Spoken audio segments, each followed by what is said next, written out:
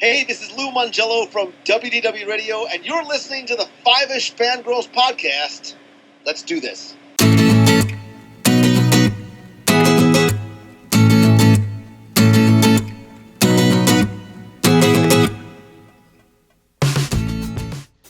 The tangents this week continue all the way to episode 245 of the Five-ish Fangirls podcast. And what happens when you get a bunch of Disney fans together? Magic. Pure magic. Welcome everyone to this week's episode of the Five-ish Fangirls podcast. So glad you could join us. Let's start off with the for the virtual table and see who joined us this week. This is Brittany in Bethlehem. This is Sally from Wisconsin. And this is Rachel in Indianapolis, Indiana. Hello. Hello. Oh, my first official day of fall. Not that you know it outside. Here. It's like 80 degrees. That's okay. It could be snowing by next week. That's just the way we roll around here. Yep. Mm-hmm. Or it could be even hotter. Mm-hmm. Yep. Wait 10 to 15 minutes. The weather's going to change one way or the other. Here's a good example. The high today was 90 here. Tomorrow's high is 76. So there you go. Mother Nature, make up your mind, please. Yeah. Preferably make up your mind to when it's, like it's 75 and nice all the time, but Yes. make up your mind. Oh my. So, let's do Kiwi. Oh, I'm sorry. It was an exciting weekend. I'm still Disney hangover. But we'll get to that. First, we need to do the news, which we don't really have a whole lot of, actually. No. Earlier today, we got a new trailer for Frozen 2, which gives us way more of an idea of what the plot is. Kind of. So I guess if you want to know more about the plot, then you can go watch it. If you don't watch it. It's all there is to it. So. I'm not going to lie. I keep forgetting that there's going to be a second one. Yeah. Like, I remember, something would pop up, like the trailer, and then, something would pop up again, oh, that's happening. That is happening. That's a thing. And then the Emmy Awards were last night, which is part of the reason why I'm so tired. Stayed up to watch those, which is way past my bedtime now. In the ceremony as a whole, it was okay. It wasn't anything exciting. They didn't have a host again. Instead, they did a combination of a celebrity would come out and announce that another celebrity is going to come out and announce the nominees and the winner. The best one out of all of those, I would have to say, was Ben Stiller. Yeah. At the beginning. Yeah. Yes, with him and Bob Newhart. Yes. I'm going to kick your ass. Hey, I thought you didn't swear. Well, I do know. You thought I was dead. Yes. That was definitely funny. Yes.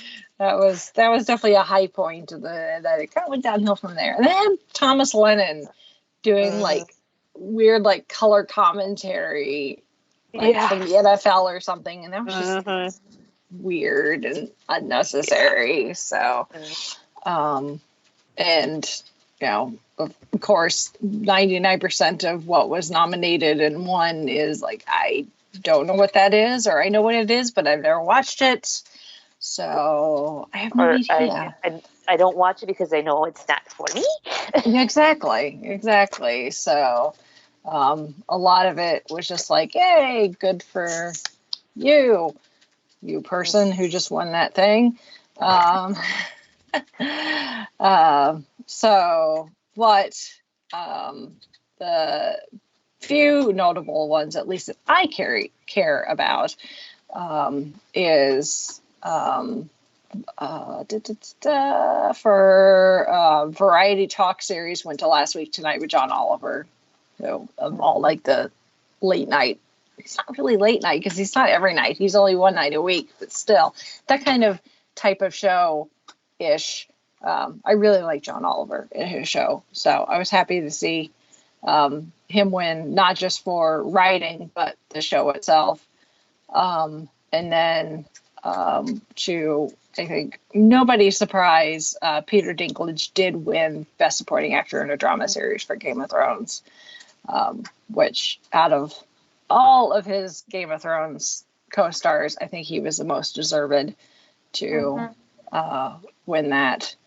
And then Game of Thrones won Best Drama Series, which as a whole, yes, I think Game of Thrones is deserving of that award. It didn't win for directing or writing, which I think is appropriate because I don't think the writing and directing was that strong this last season. The last season, the whole was good. Yeah. But its weakest spots were in the directing and writing. So the fact that it didn't win in those categories, I think is completely appropriate. But I think Peter Dinklage and the show as a whole are definitely deserving of those awards. And then I know nothing about everything else. So, other than I know Saturday Night Live.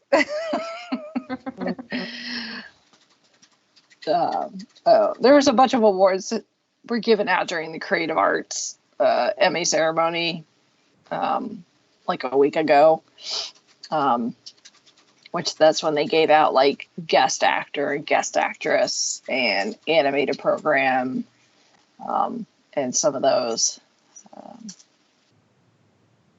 But with that, the Emmys kind of kicks off award season. So now we can wait for the Golden Globes? Are they next?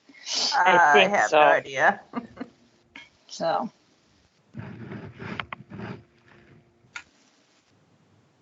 Yeah, because I'm thinking, I think EGOT goes in the order of how they come out. I think it's Emmys, Golden Globes, Oscars. No, the Golden Tonys. Globes aren't until January because they're the ones that are like right before the Oscars. So. Gotcha. Okay. So, yeah, because then the Oscars will be last. Okay. The Tonys don't really necessarily cross over into Gotcha. like the so. I'm having a complete brain fart. There's the Emmys, the Golden Globes, and the Oscars. The BAFTAs, which somewhat can be an indicator of the where it might go Academy-wise. So, but they're not for a while either, I think. It's really weird because it's like this is like the kickoff for award season, yet it doesn't seem like we're really, because we're also getting into film festival season, which can sometimes be an indicator of where things are going to go. Because like Toronto, they just had their International Film Festival, so.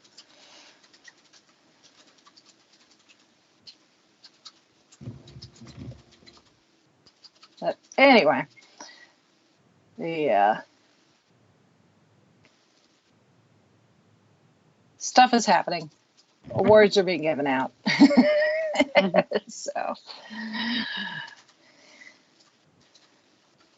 just depends on what your cup of tea is, whether you care about things like the Tonys or the Grammys or stuff like that. So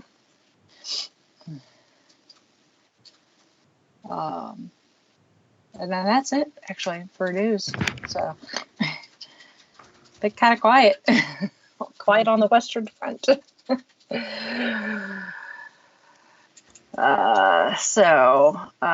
We still have about a week-ish left in the month, so we still got time to vote for the book club. There was a tie. Oh, it was a tie? Okay. Yep. So the October book. You have about a month to get in this month's discussion then. Correct, yes. And then the other book, the Shadows in the Dark or something like that, is the next book. It's the Fifth Doctor adventure. Oh, okay. So you have a week to finish this month's discussion, and if you've not finished the book, you have a week to finish next month's book.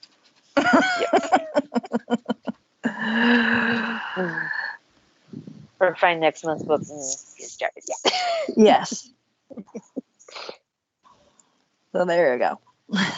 Yep. All right. So moving on to this week's main discussion, which this show might actually be on the short side, but that's okay. It's all about quality, not quantity, right? So the Indy Disney Meet was this past weekend up in Noblesville at the 4-H fairground. And this is my third year attending, and Chauncey's second. And once again, it was a great event. It's always fun to get a bunch of Disney fans together, even if we're not at a Disney park.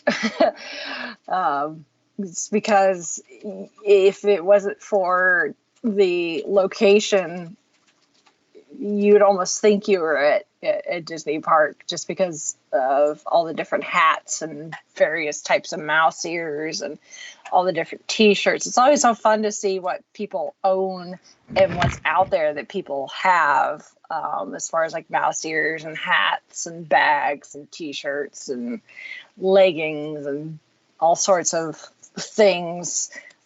See little kids in costumes and sometimes adults in costumes. This year, I went with Chauncey Friday morning to help him set up the VR experience. He had done that last year, but I didn't go with him. But this year I went to give him an extra set of hands and another vehicle to carry everything. So we got there bright and early Friday morning, and they were already well into setting stuff up. They had the stage set up, they were getting tables set up, they were getting chairs set up, and unloading vehicles with auction items and giveaways and registration stuff and stuff for the food. And it almost seemed like chaos, but this is the 12th year of them doing it, so they've got this down as a well-oiled machine for the most part. So we just kind of showed up, and they're like, "Hey, you're going to be right here," and so that we set up right there. We set up as much as we could based on what we could fit in the two vehicles, which was most of it. So that's good, because then that meant Chauncey really had to just get the computer and the actual VR headset going the next day. That saves a lot of work. So once we finished with that, we could just go on with the rest of our day. And then Saturday morning, the plan was to get up and, again, take separate cars because we would need both vehicles when we tear down, to get up, and I would load my stuff for my table, and we would go up and get there by like 10 a.m. And that would give us plenty of time for me to set up my table and for Chauncey to set up the rest of his stuff. That did not happen. Best laid plans.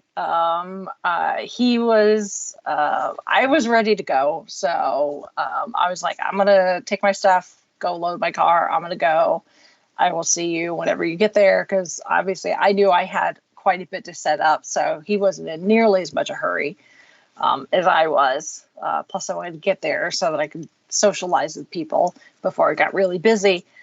Got all my stuff together, gave Chauncey a kiss, left the apartment, went down to the parking lot, and walking to my car, and there is this adorable yet kind of sad looking dog in the parking lot of our apartment who had on a collar but no tag and was injured.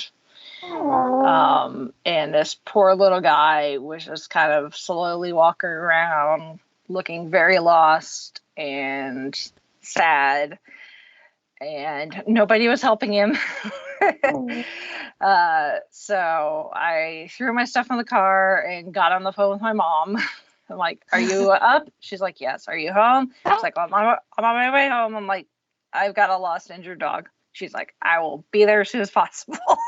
Thank you, Mama. Yeah.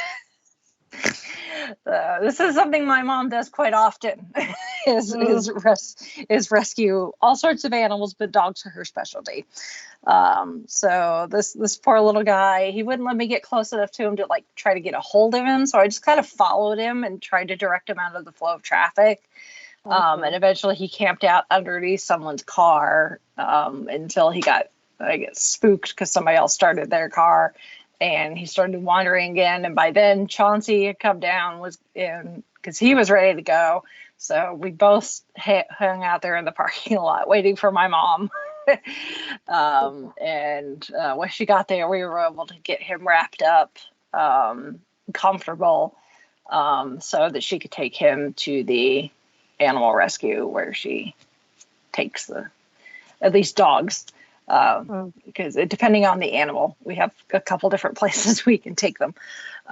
In this case, the animal care and rescue that she mostly works with. But that ended up throwing us way behind schedule, which in the grand scheme of things was not that big a deal. We were still able to get there in a decent amount of time. I mean, still had plenty of time to get everything set up and ready to go before the event started. But it was just one of those. It's like, okay, well, need to apparently sprinkle some pixie dust on this poor little dog first and help him. So my mom's been giving me updates when she gets updates from the rescue, and they're taking care of him. She actually got to visit him earlier. We started calling him Stevie. Because as far as we could tell, he's blind. So we were calling Stevie after Stevie Wonder.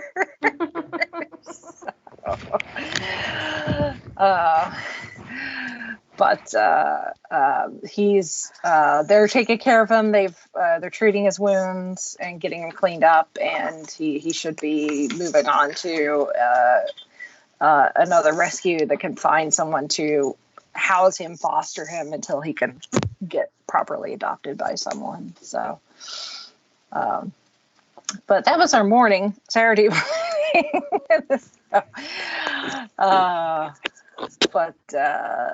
So we got there. I got the table set up.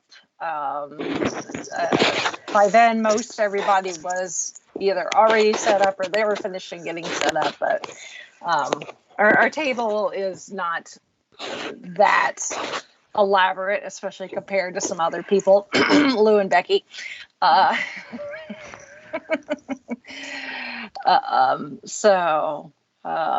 I got everything set up with the business cards, and I had BB-8, my BB-8, and the Duff Door, and I had a giveaway for at our table plus the auction items. And of course a sign.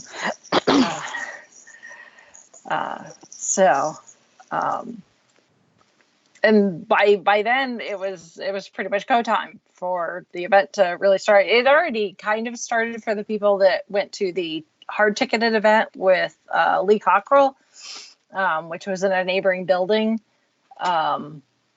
So you got the trickle of those people once that finished. But that wasn't a large group of people. It probably took almost an hour, I think, before it started getting really busy.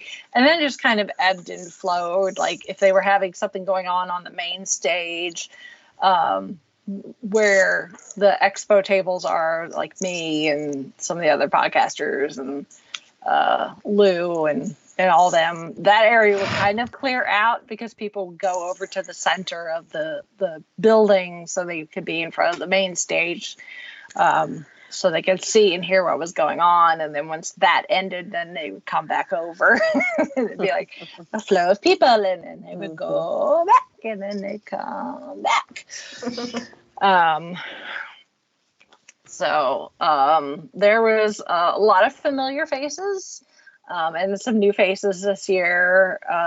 The Be Our Guest podcast was once again one of the main sponsors of the event. So they were there with their one, I think they're sponsored too, I guess, Magic for Less Travel, I think.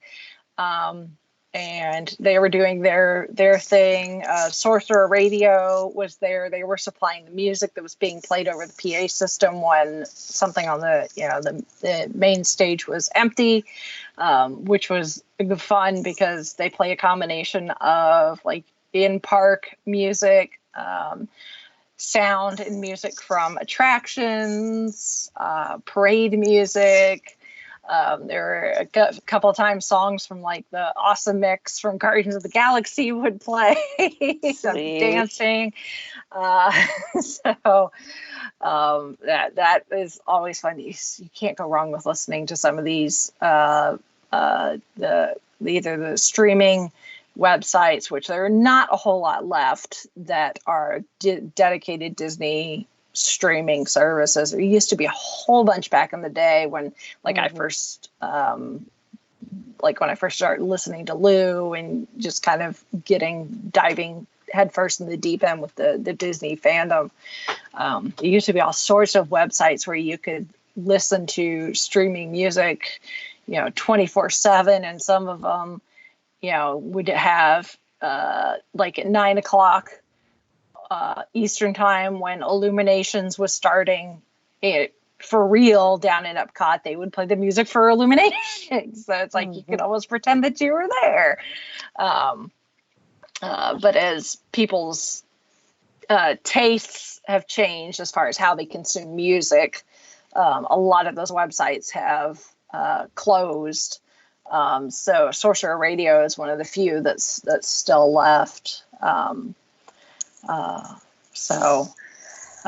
And if you need your Disney fix, if you need something to be able to play as background music that's just kind of noise where you don't necessarily have to pay attention to it, download their app and stream yourself some Disney music. So I don't think you'll regret it. And then, so the BRS podcast, they were there. Social Radio was there. The Behind the Ears podcast, they were there again. They've been there in years past. I have to say a thank you to Chris from the Behind the Ears podcast. He happened to be going out to his vehicle the same time I showed up and was unloading, and he offered to help carry some stuff for me. Cool. So thank you, Chris, for that. He did the event Saturday. Sunday morning he was in Disney World in Florida getting ready to eat around the world. So, jealous. Yeah, really. Take me with you. Yeah, really. And then can we make a side jaunt over to Batu? Yeah, really. Yeah, because he was like, "Are you here by, is it just you?" I'm like, "Yeah, I'm the local one, so I'm here at this event." And without my co-host, he's like, "Yeah, my co-host would have come, but flights were too expensive, but I'm flying down to Orlando tomorrow to meet up with him. We're going to eat our way around the world. I'm like, I like that plan better.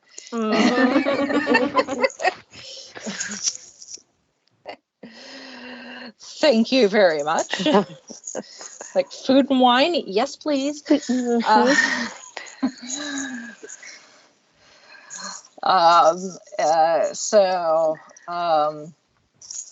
There was Jeff Barnes was there again, who we've had on the show, the author, Disney historian and expert and a teacher and author of The Wisdom of Walt and Beyond the Wisdom of Walt. I asked Jeff when's the new book due out? And he said actually he's got 2 books essentially in the works. If you subscribe to his newsletter and or visit his website, he has a blog where he writes articles. It's like every other week or something like that, or once a month. So it's not very often. So you don't get emails from him if you sign up. You're not going to get a ton of emails from him, but I guess apparently those blog posts are going to become a book eventually. And then he is working on the next in the series of the Wisdom of Walt books. But he's going to focus on the parks outside the United States. So he has to, he's got the idea, but he has to go and do some research. You can't see me. I'm doing air quotes here. Research. Yeah, research. I wonder what kind of research that would be. Yeah, so the books can be as accurate as possible. I think it's the best kind of research that there is. Yeah, really? I said, oh, twist my arm. Does he need some assistance? Really? He's been to Paris, but he's not been to any of the other international parks. But I was like, oh, yeah, that research. Oh, it's awful research. I love research. This is the kind of research I can take really good detailed notes. This is the kind of research I could really sink my teeth into. Yeah, really? Seriously? Literally. And figuratively. But he had copies of both books with him, and he sold all of them except for one. I saw that on his Instagram post, and it's like, nice. Yeah. Unfortunately, because I got there so late that morning, we did not get our picture together with our Dole Whips. Aww. So it was like really late in the event before I even got my hands on a Dole Whip. So I'm lucky I got one at all. That's what I was about to say. If there was any love. Yeah. Well, I'm lucky I got food at all, let alone a Dole Whip. Because it was busy. At first, it seemed like it was kind of slow, and I was maybe a little concerned that the date change, having it be mid-September, when now people are full into school and school activity, and the kids have got football and other sports and extracurricular activities, that would potentially keep people away, but it did not seem to be the case. It was, I don't know what the head count was. They may announce that at some point, but it was a good number of people there, and I'm sure that it's a combination of the event itself is free to attend, which people love free stuff, plus just the people that they had there was just a big draw. Obviously having Jeff there, and he does a talk in one of the breakout rooms, and I've poked in my head there in the past, and it's always had a good crowd of people to listen to him talk.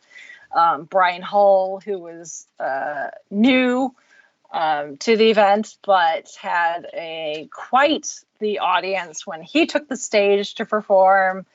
Brian is a YouTuber and a voice actor. He does amazing Disney and Pixar character impressions. He is extremely talented. He's a super nice guy. I got to talk to him for just a little bit. He had a line pretty much the entire time. And I think he maybe seemed a little overwhelmed with just how excited people were that he was there. But he really seemed to enjoy himself, and his performance was really good. I told him because I did manage to get food, and it was at the same time he was performing. So it's like, when I went and talked to him later, I said, "Dude, you were dangerous to listen to while eating." I almost choked a couple of times. He's like, "Well, I'm glad you didn't die." So you can go home and say, "I went to this event and nobody died, as far as I know."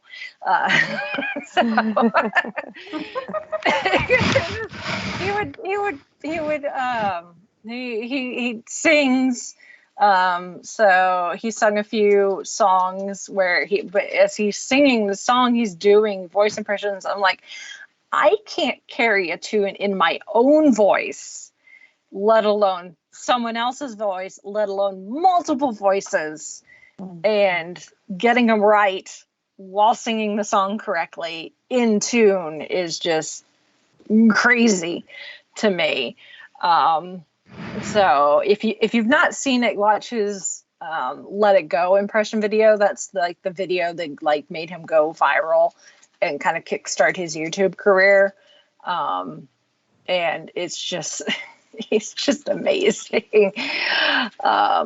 But the crowd really enjoyed him, and they'd ask him they'd pick voices, and some he can do really well, and there's some where he's like, well, I know them, but they're not necessarily my strongest, but he do it anyway. But he's extremely talented. And then Yeehaw Bob, of course, is a repeat from a couple years past. He's a Disney cast member and performer. He performs at the River Roost at Port Orleans Riverside.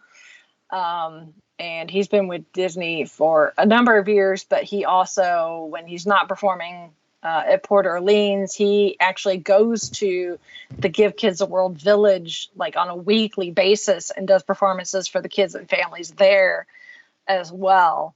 So obviously this particular event, because it's raising money for Give Kids a World, has got an extra special connection to Yeehaw Bob, and he once again, hilarious, extremely charming. He's a very good performer. It's always fun to see because he's got like a shtick that he does, like jokes and running gags that I guess are part of his show. And you can tell who the people are that have gone when they've gone to Walt Disney World and gone to his show at least a couple of times because they're doing the back and forth and the running gags and everything. And the kids really get into it just because they think that, the way he sings and stuff is funny, because he'll do a lot of Disney songs, but he'll also do like the Hokey Pokey and other stuff like that. It's a very family friendly performance. Both what he does at this and at Walt Disney World. So that was quite fun. At one point, somehow Brian Hull ended up on the stage with him and was running. He was making Brian run back and forth, and they were like the entire audience. It was like spinning in circles and all sorts of things. I'm not sure exactly what the song was, but it was quite fun. So I've got a little bit of video of that. You can see Brian just like running across the stage. That was entertaining as well. Yeehaw Bob is fun. And then Lou Mangello returning after appearing last year. He did not speak per se like he did last year. He did make a short special guest appearance during the Coffee with Kenobi podcast when they were doing their live thing on the main stage. talking about Galaxy's Edge. So, which I've not been to yet, but I know enough from watching people's videos. So that was fun. And then, of course, it wasn't just Lou this year, but it was Becky, and actually not just Becky, but part of the MEI Mouse Fan Travel team. They had this nice, decent sized booth. Probably not quite the same size as what they do at like D23, but similar. As Becky said when we had her on, not quite the balloon budget.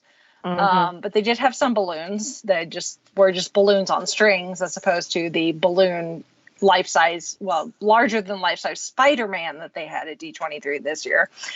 And it was Becky and like 3 or 4 of agents from the agency manning this booth, answering questions.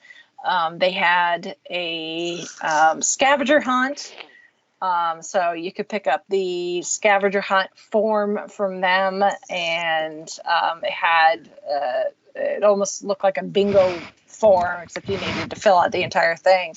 And you just had to find people at the event that could say yes, to one of the prompts and then sign it, or initial it or whatever in the box. And it was things like, has eaten at the boathouse, which is obviously, that was a box influenced by Lou. Has sailed on a Disney ship, cruise line ship, has done Adventures by Disney, has been to an international Disney park, that sort of thing. And then once you've completed that, you fill out your information, and then towards the end of the event, they drew a winner, and the winner won a Disney VIP tour guide, or the use of a Disney VIP tour guide, which if you've ever been to either of the U.S. parks, if you've ever seen people walking around with a Disney cast member wearing a plaid vest, or as we lovingly call them, the plaids, because they all wear the same vest. In fact, that's the uniform that Jeff Barnes wears when he does his speaking engagements, is that vest right there. Those are VIP tour guides. I don't know what the current going rate is for them. I know it's a 6 or 8 hour minimum. Wow. For the hiring, and then it's like $100 or $150 an hour or something like that. But essentially, you get star treatment, is what it is. They escort you around the parks. They get you to the front of the line for things. So if you want to be treated like a celebrity would when they go to the Disney parks, at least the ones that decide to go that route, which a lot of them do. If you've ever seen pictures and videos of celebrities, especially Disneyland, you usually see them with a plaid, at least a couple of plaids, depending on how big their group is.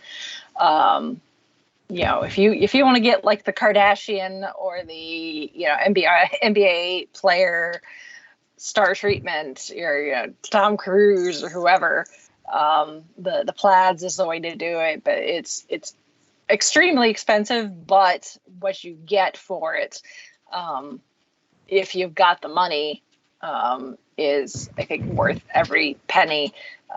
So that's what MEI Mouse Fan Travel was giving away with the scavenger hunt, was the use of a VIP tour guide at either Walt Disney World or Disneyland. It was the winner's choice, whichever was worked for them. So they gave that away. And then MEI was also the sponsor for the vacation giveaway, which was a 7-day, 6-night trip to Walt Disney World for a family of 4, so 2 adults, 2 children.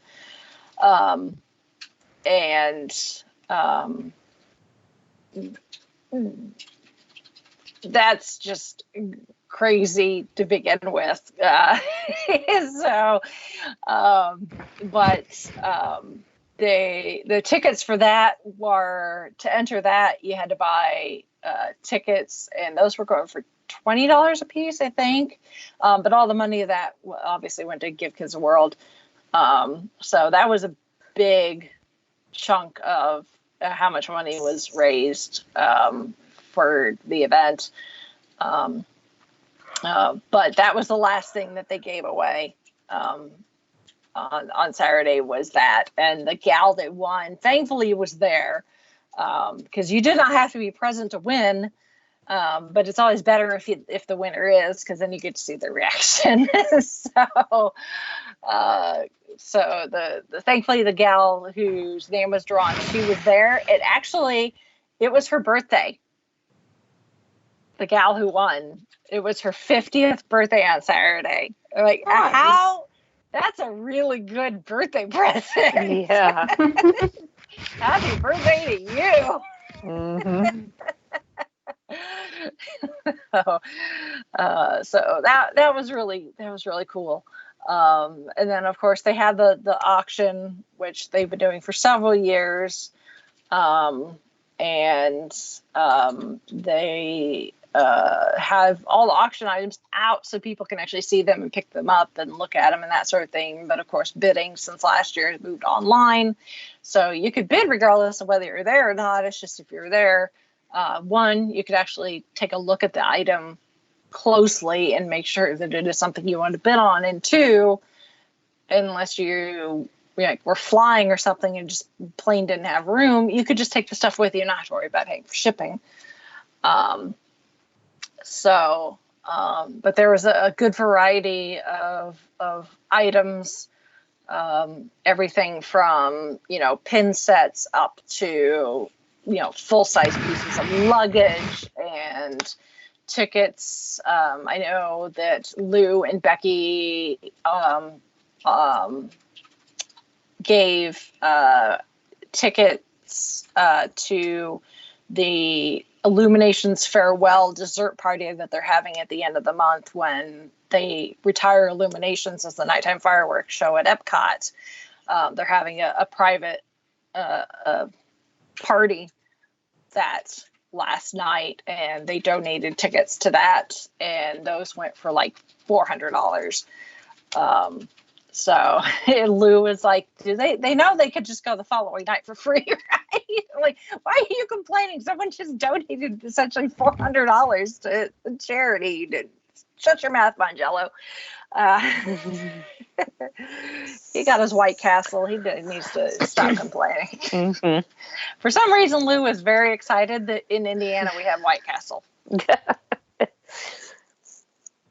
And he really, really wanted White Castle while he was here. So somebody brought him an entire crave case of White Castle burgers. I saw him with the crave case at one point, and I just looked at it, and I looked at him and said, I feel so sorry for whoever's sitting next to you on the plane tomorrow morning. For those who don't know White Castle, are these small slider-sized square hamburgers grilled in more onions than is humanly necessary for the entire human race, let alone a single person. And they are the most disgusting thing on the entire planet. I have one so close to me that if the wind is blowing right, I can smell it, and it's gross. So the fact that Lou had an entire case of them, which I think a crave case is 20 or something like that, or 24. Wow. Yeah, because they're small. So you can fit a lot in this cardboard box. And he's like, yeah, I've had 3 of them already. I'm like, that is so gross. 3 more than what you would have eaten, right? Yes. Like, I've had their chicken sandwiches. The chicken's okay. Not anything to write home about, but at least it's not smothered in onions and grease. I also didn't know White House had chicken. But then again, I didn't like White Castle. Yeah. Then again, like, I don't think I've ever been to one.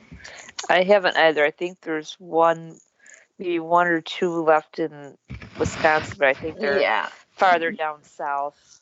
Yeah, as you're well, headed toward they're Illinois. one of those. They're one of those restaurants or fast food restaurants that, depending on where you are in the country, they may go by a different name. Mm-hmm. I believe in some other places they go by Crystal with a K, I think.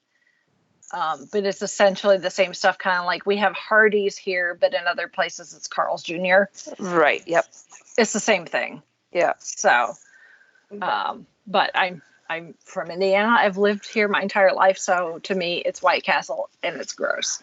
But Lou was happy, so I guess as long as Lou's happy, then it's all good. And I didn't have to be the one sitting next to him on the airplane Sunday morning. So,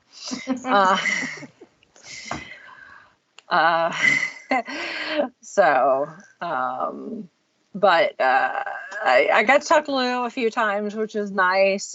He was pretty busy most of the time, people wanting to talk to him. And Becky was the same way, although it was nice to actually see Becky and get a hug from her for the first time in literally 7 years. Slightly under 7 years, because I have not actually seen her since that first Disney cruise we did back in 2012. So, so it was good to see them and get hugs, and at least chat a little bit. And they really seem to enjoy themselves. The other agents from MEI really seem to enjoy themselves, passing out stickers, and they had like those drawstring backpacks that had the MEI logo on them. They were box people who were part of the WW Radio family. They had shirts and buttons. I'm like, hey, you're a box person.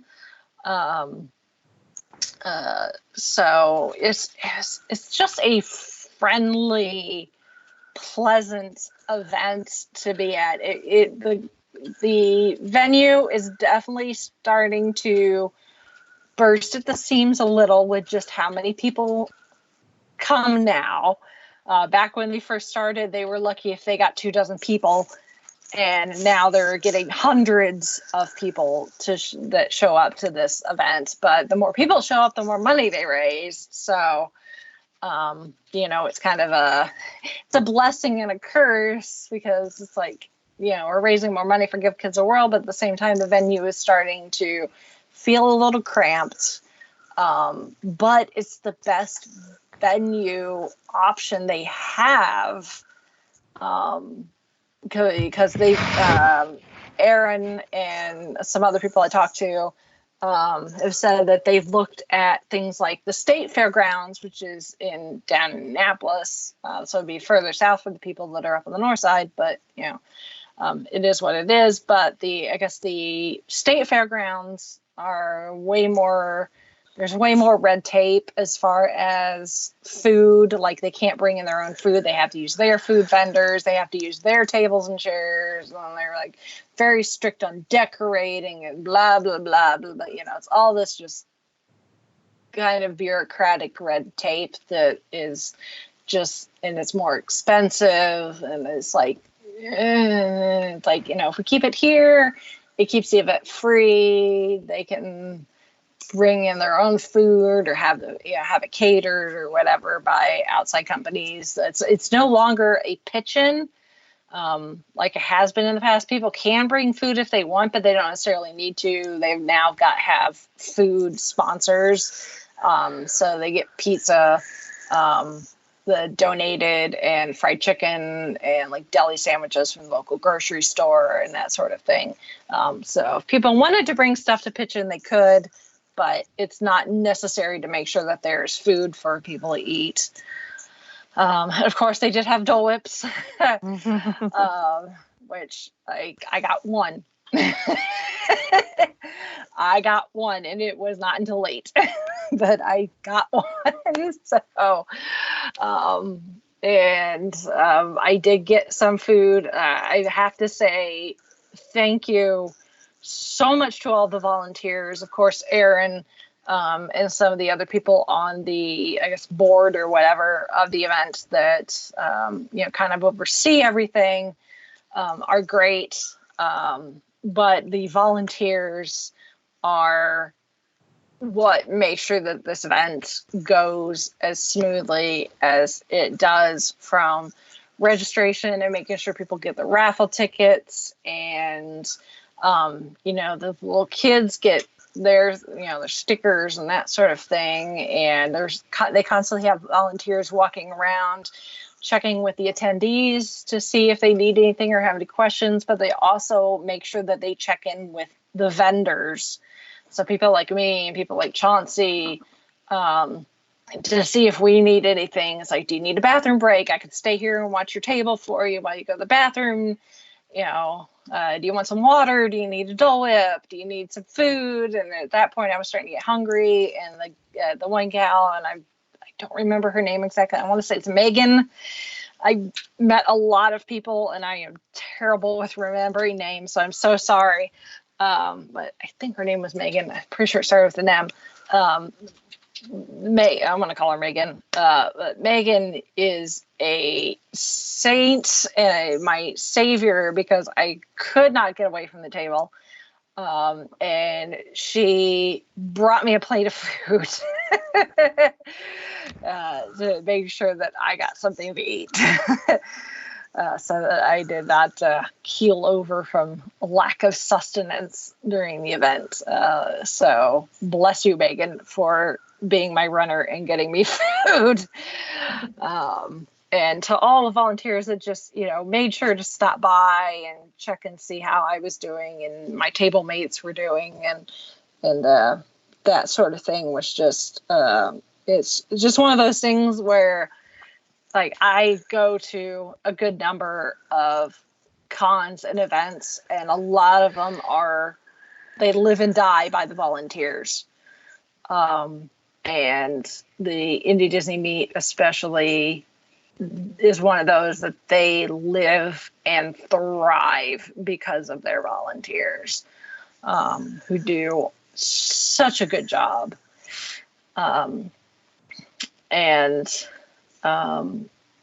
That just helps to make sure that the event, just is a whole other level of fun and comfort and everything that you would want to expect from an event like this, where you're getting a large number of people together with all of these different moving parts, food and the expo hall with people like me and, Jeff Barnes and all them tabling and making sure, Chauncey's got his spot and power for the VR setup, and make sure the auction's running smoothly, and make sure that the, sound and PA and everything is working for the main stage and all of that.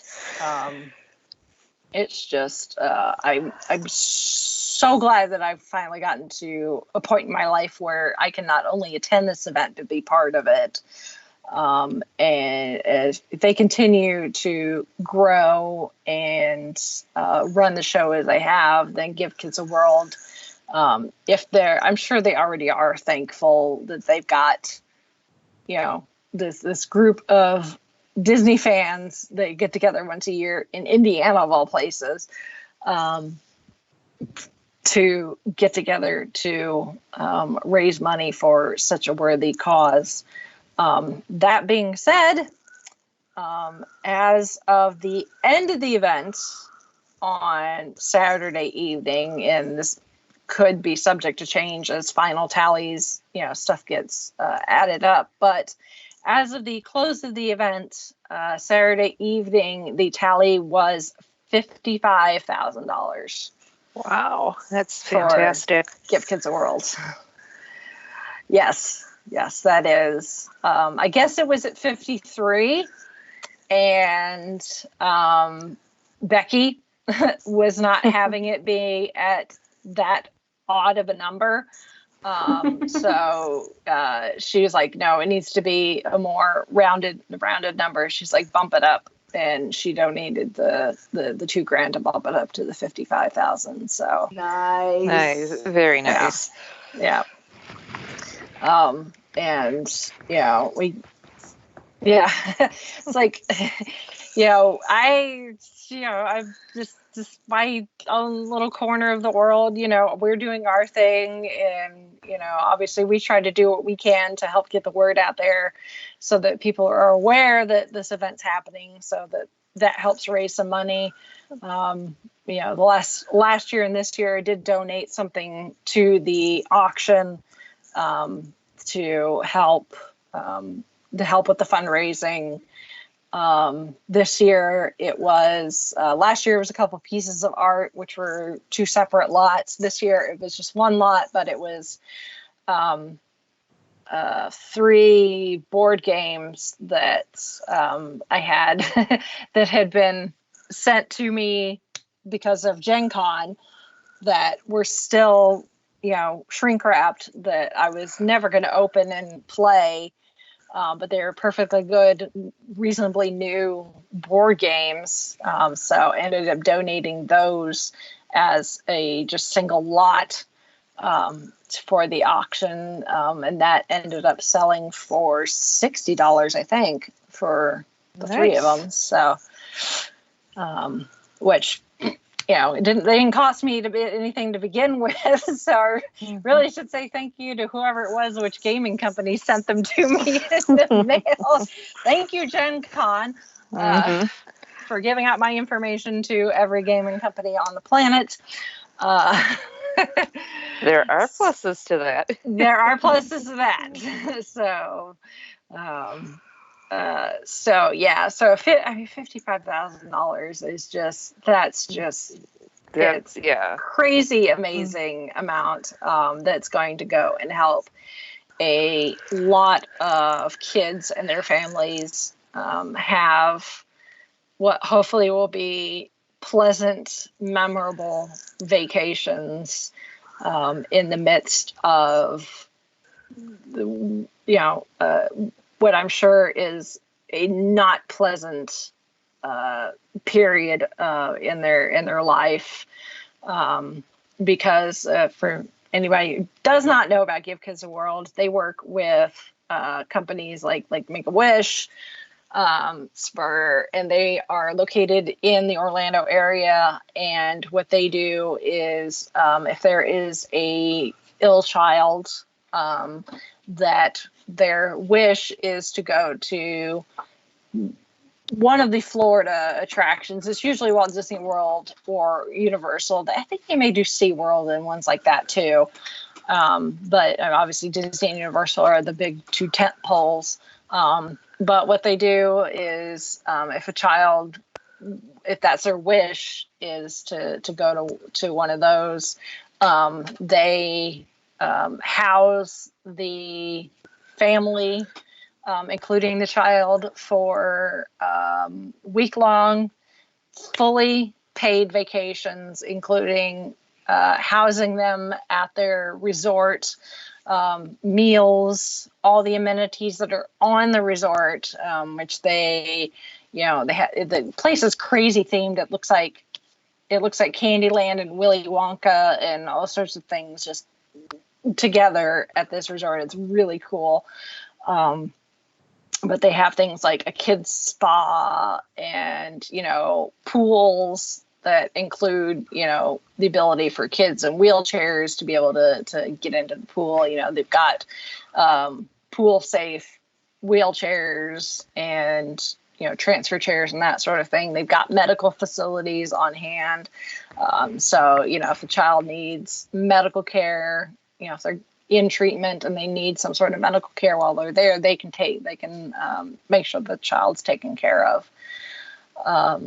So it's just, it's an amazing place, an amazing facility, what they do for sick children and their families, to give them I'm sure a well-needed vacation, is just It's extremely heartwarming and commendable what they do, and the money raised in this event will go a long way to helping out even more families and kids get their wishes granted. So, whew. So, bit emotional there.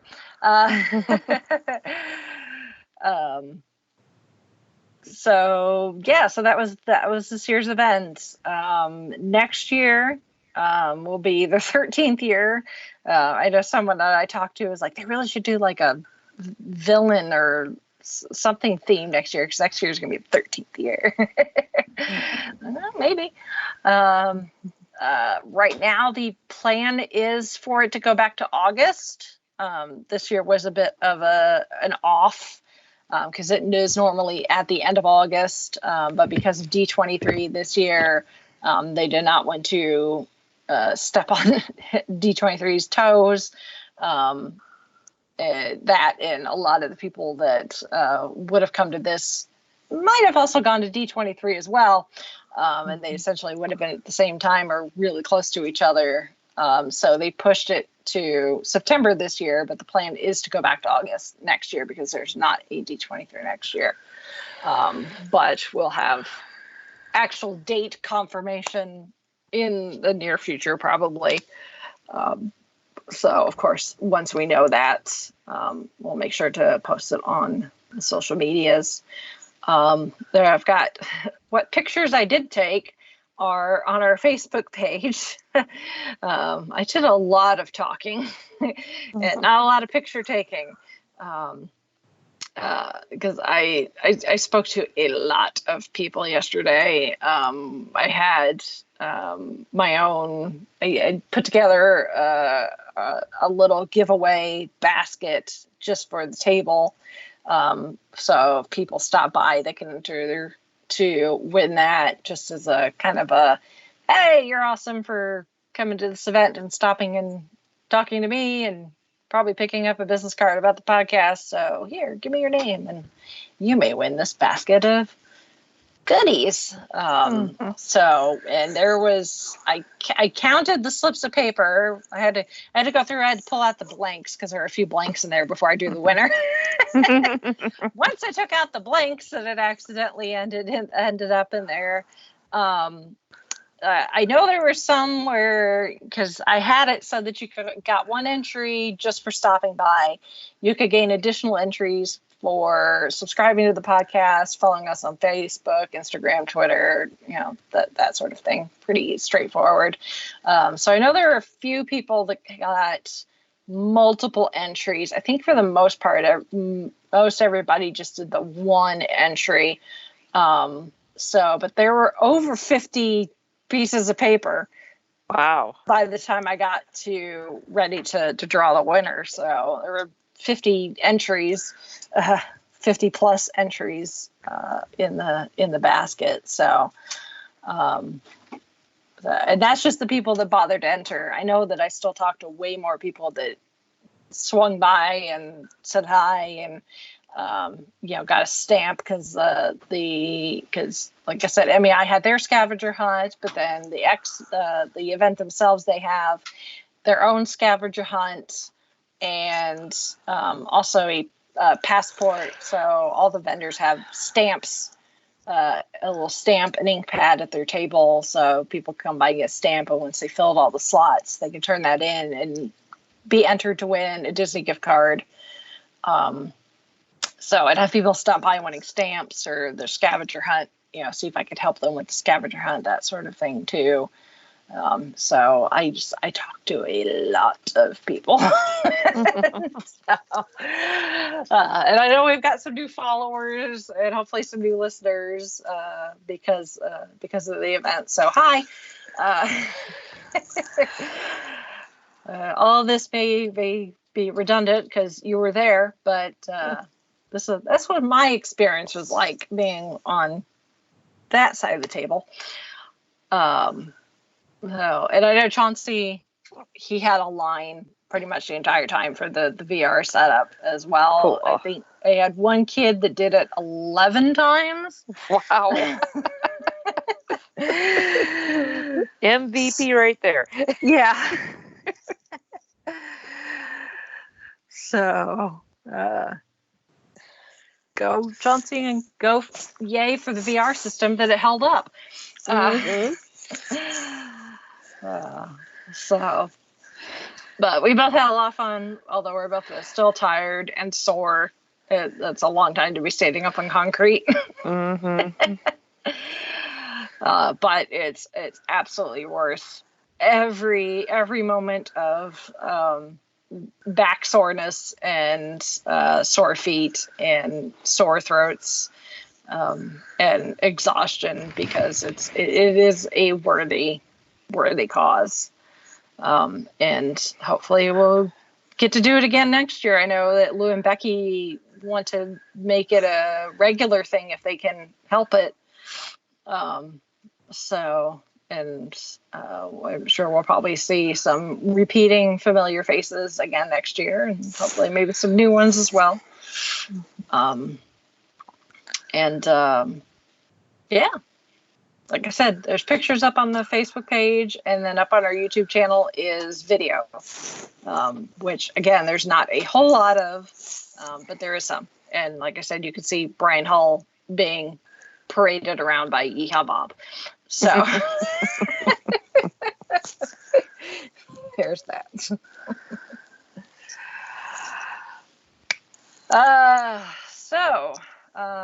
If any of our listeners also attended the Indy Disney Meet and you want to give your 2 cents, you can do that. The easiest way to do that is to visit our website, which is the5ishfangirls.com. From there, you can connect with us via email or any number of social media platforms, Facebook, Twitter, Instagram. There's also the link to the Goodreads Book Club. Said you've got about a week to complete this month's book before next month's book discussion starts. And then eventually there will be a poll for the following month. Yes. I'm just trying to jump ahead. I'm like, September, whatever. Yeah. Let's get to October. I want some candy. Exactly. Give me Twizzlers.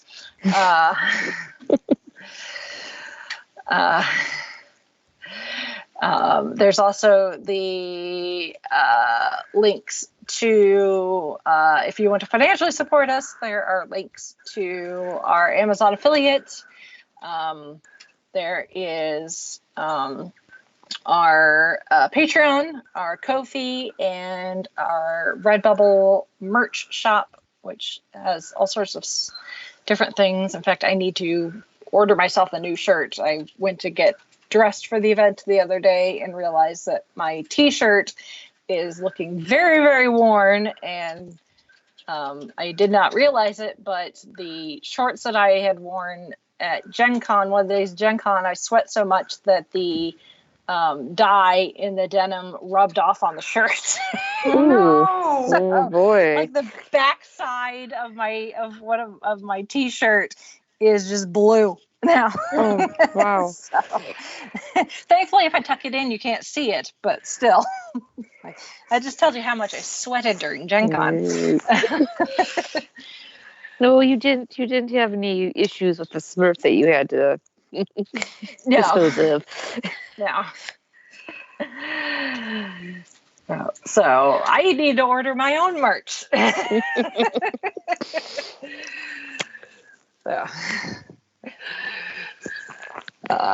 So there is that. So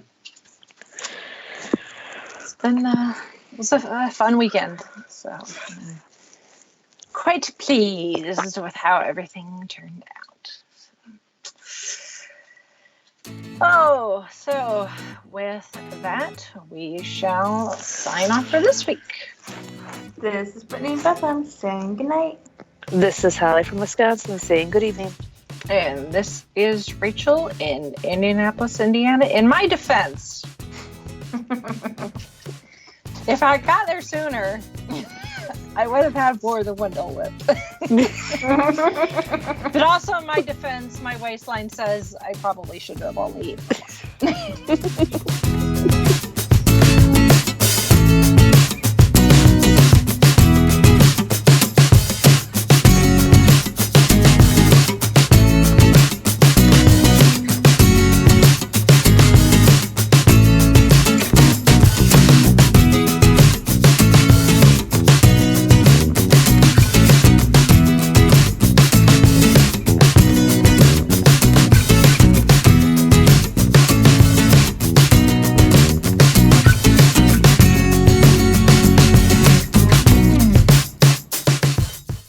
Listening to the Five-ish Fangirls podcast.